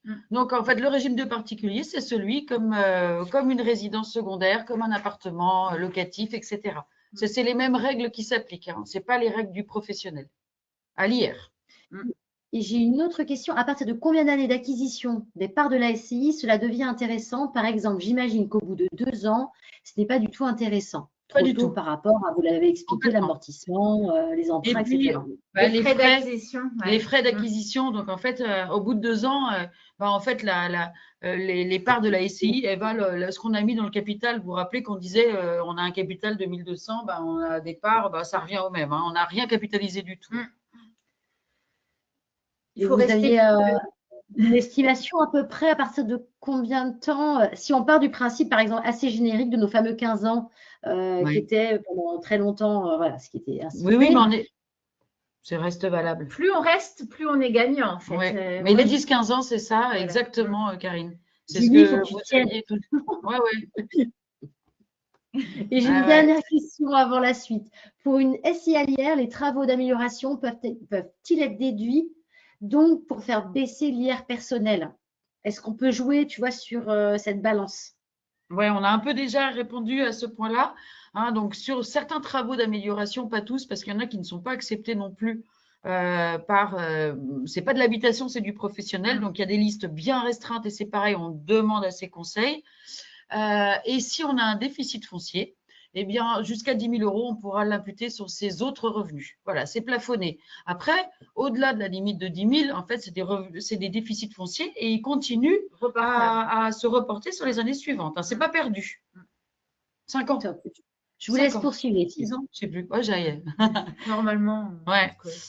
Alors, bon, on voulait faire une petite ouverture. Si ça vous a plu, eh bien, laissez un commentaire à Karine pour lui dire que vous souhaitez qu'on vous présente dans les plus brefs délais un webinaire sur le sujet de la holding financière ou également de la SPFPL, puisque en fait, on a ici un outil d'optimisation supplémentaire. Mais c'était difficile, vous voyez là, on a un petit peu débordé et franchement, on s'en excuse, mais bon, il y avait plein de questions aussi, hein, c'est pas que de notre faute. C'est pas de votre faute, c'est pas de votre faute. Ouais, c'est ça, c'est pas que notre faute, mais c'est-à-dire qu'on a tellement de choses à dire, on a pourtant, mais une fois que vous avez passé cette étape de l'IR, l'IS, voilà. eh bien, je pense que là, on a quasiment un troisième module, Karine, qui pourrait être. Et la holding, ça va être si vous êtes déjà concerné par le choix de la SCI. Exactement. Voilà. Et c'est une étape supplémentaire, une structure en plus dans le montage financier. Là, on est vraiment dans des, vous voyez bien, on a plusieurs structures. Alors peut-être que celui qu'on connaît un peu plus, c'est la SPFPL avec la SCL et puis éventuellement la SI avec le local professionnel. Voilà, donc ce sont des outils d'optimisation. Et puis, on espère que vous allez nous solliciter pour vous animer avec. Rigolez pas, les filles, parce que vous êtes des coquines, parce que j'ai des demandes qui arrivent. J'ai des demandes qui arrivent sur la holding. Et puis, vous avez évoqué le SAS, donc j'ai aussi des questions sur le SAS. Bon, moi, j'aurais dit quand même l'intérêt principal, non? Ouais. J'en profite quand même pour dire à ceux qui n'étaient pas présents au premier webinaire, sachez que vous pouvez voir ce replay sur notre site, le site du CHEM, et également sur notre page YouTube CHEM Santé. Donc, n'hésitez pas à y aller. Il y a déjà des remerciements qui arrivent et on attend le tome 3. Et sachant, j'ai Antoine qui met quelque chose qui m'a interpellée parce qu'il est très intéressé justement que vous parliez des holdings, parce qu'il me met que d'autant plus que nous avons entendu dire que l'ordre des médecins est en train de refuser les holdings de médecins. Donc, il y a quelque chose qui se passe en tout cas par rapport à cet objet fiscal, cet objet comptable, cet objet en tout cas qui est méconnu quand même de la plupart de nous, les professionnels de santé libéraux. Donc oui, mais moi je vous réinvite direct les filles. Je vous laisse peut-être nous faire une petite synthèse, comme ça nous permettra de nous mettre l'eau à la bouche sur un numéro 3. Soyons fous. Eh bien, la synthèse, c'est que pour tout projet professionnel, et y compris évidemment l'acquisition de son local professionnel, il faut s'entourer de conseils. Hein, c'est souvent quand on a une démarche, on va écouter un tel et un tel qui a monté telle chose. Alors sachez que pour nous, et Myriam, c'est pas parce que le voisin ou le confrère a fait ça que c'est la solution adaptée pour vous. Donc il vous faut une solution adaptée qui va répondre à votre projet. Et en fait, voilà, ça serait le mot de la fin. Il n'y a pas de solution universelle, vous voyez, c'est comme ça qu'on l'avait écrit. Et que l'accompagnement en amont, il est vraiment déterminant. Vous voyez, alors pour faire un peu de promo quand même sur le cabinet KPOS, on a en fait un cabinet 360 degrés, c'est-à-dire qu'en fait, on accompagne nos clients sur tous ces aspects, que ce soit la partie immobilière que la partie pro, que la partie juridique, etc. Donc, en tout cas, surtout, ce qu'il faut retenir, c'est de s'accompagner. C'est pas, voilà, il n'y a pas un choix universel, il n'y a pas de solution universelle. Il y a le choix de la structure juridique, il y a l'impact de la fiscalité. Ça va dépendre vraiment de quels sont vos souhaits, quels sont pour vous les critères qui vont avoir plus de poids que d'autres dans le choix. Donc, c'est vraiment… Et puis, on a pris, moi, ce que je dis toujours à mes clients qui, à un moment, hésitent, mais je ne sais plus, je ne sais pas quoi faire, etc. Je leur dis, vous avez pris, on a fait une balance, on a dit, c'est plutôt ça. Et à un moment donné, il faut se souvenir dans l'avenir à un moment, on a pris cette décision parce qu'on était aussi avec des règles fiscales qui s'appliquaient. Et je suis désolée de ce qui se passe actuellement en France, mais on est quand même dans un flou artistique depuis quelques années qui est pour nous conseillé, c'est très compliqué. Mais voilà, on a pris une décision, et on va s'y tenir, on va la mener jusqu'au bout et on se souviendra pourquoi on l'a fait et ça sera jamais un mauvais choix parce que c'était notre choix. Mais en conseil, je vous invite aussi à, si jamais il y avait plusieurs investissements, l'investissement professionnel d'une part et d'autres investissements, quand on parle de SCI, on fait souvent une SCI par projet. Parce que ça, c'est très important parce que comme on a dit qu'on était engagé jusqu'au bout, ça permet que le choix qu'on a pu faire à un moment donné, pour un autre projet, on peut faire un autre choix, on peut sortir différemment. Enfin voilà, ça permet vraiment d'avoir plus de latitude et parce que si tout est dans la même enveloppe, vous êtes coincé entre guillemets. Parfait, tout à fait. Voilà, merci les filles. J'ai une dernière petite question de Carla qui nous demandait justement combien de temps administrativement parlant il faut pour créer, monter une SCI. Est-ce que vous avez parlé du prix à peu près 1 500 €? Ça, vous l'avez bien expliqué toutes les deux. Mais combien de temps à peu près ça peut prendre? Si vous êtes toute seule, vous vous rappelez là, toute seule avec un associé, c'est 8 jours. Ça peut être extrêmement rapide, quoi. Voilà. Après, l'achat, ça demande un peu plus de temps. L'achat en soi. Mais la constitution de la SCI, c'est 8 jours. Là, c'est vraiment sur la constitution de la SCI. Mais on pourrait imaginer. Il est 22h08. Sachez qu'il y a déjà des messages de remerciements, mesdames. Vous avez été super. On était habitués. Myriam avait mis la barre très, très haut avec le volet numéro 1. Pour ceux qui ne l'ont pas vu, je vous invite à aller voir justement ce premier webinaire, le replay sur justement les micros, ces régimes de BNC avec justement qu'est-ce qui est déductible, qu'est-ce que je mets ou pas dans mes charges, qu'est-ce que je peux un peu défiscaliser. On a parlé des blues, enfin, on a parlé de plein de choses. On a beaucoup parlé des voitures la dernière fois. Si vous ne l'avez pas vu, allez voir le replay sur notre site Chaîne Santé ou sur notre chaîne YouTube Chaîne Santé. Mesdames, c'est mon moment favori parce que j'ai passé un très bon moment avec vous. J'avais appris en lisant votre topo, bien entendu, et j'en ai encore plus appris par les échanges ce soir. Un grand merci à vous deux. C'était une première pour Carole. Carole, c'est quand tu veux. Tu fais partie de la famille maintenant. Merci à toutes les deux. À très vite. Est-ce que vous pouvez me mettre la petite slide après, les filles, qui va me permettre d'inviter, si on a des participants qui sont ophtalmologues, on a le prochain webinaire. Alors, c'est sur le nystagmus. Je n'ose pas le dire parce que je pense que je l'ai un petit peu écorché. Cette grande inconnue, voilà, c'est le docteur Philibert qui nous fait la chance justement d'intervenir pour ce prochain, le jeudi 26 mars. Je vous remercie énormément tous les deux. On va vous concocter un numéro 3, c'est une certitude. Pas se fâcher, mais l'idée est là. Je remercie aussi, dans notre backup, on a des gens qui travaillent au CHEM mais qui ne sont pas visibles aujourd'hui. Et pourtant, il y a Hervé qui est très malade, qui est derrière ses consoles. Et j'ai également notre super collaboratrice Marina qui est derrière, qui nous entend. Et je la remercie grandement. Merci, mesdames. À la prochaine, je vous dis. À bientôt au CHEM. Au revoir. Au revoir. Merci à tous.